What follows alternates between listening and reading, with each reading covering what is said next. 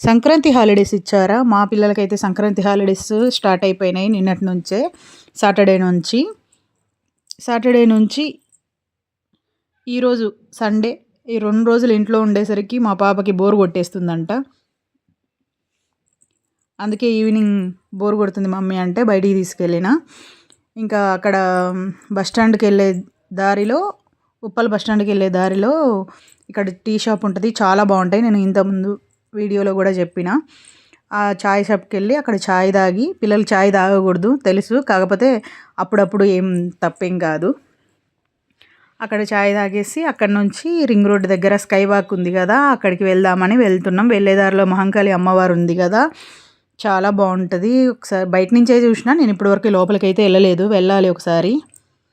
ఇంకా వెళ్ళి అక్కడ స్కై వాక్ దగ్గరికి వెళ్ళి అక్కడ ఒక్కసారి అలా తిరిగి, ఆమెకి ఫ్రీ మైండ్ అంటే ఇంట్లో ఉండి ఉండి బోర్ కొడుతుంది అన్నది కదా, అందుకని అట్లా తీసుకుపోయినా. 10th క్లాస్ కాబట్టి ఎందుకో మరి అంతగా ఎందుకు చదివిస్తున్నారంటే, సరే సార్ వాళ్ళు కూడా అంటే టీచర్స్ కూడా పిల్లల భవిష్యత్తు కోసమే చదివిస్తున్నారు, కానీ మరీ ప్రెజర్ అయిపోతుంది పిల్లలకి. అప్పట్లో ఇట్లా అంటే మేము చదివేటప్పుడు ఇంత ప్రెజర్ లేకుండే.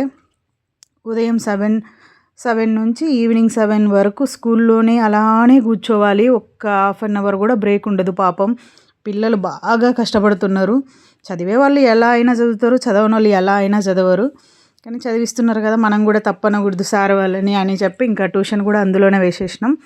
ఈ స్కై వాక్కి వచ్చినాం, ఒకసారి తిరిగి వెళ్దామని. మీలో ఎంతమంది కేఎఫ్సి తినలేదు ఇప్పటివరకు?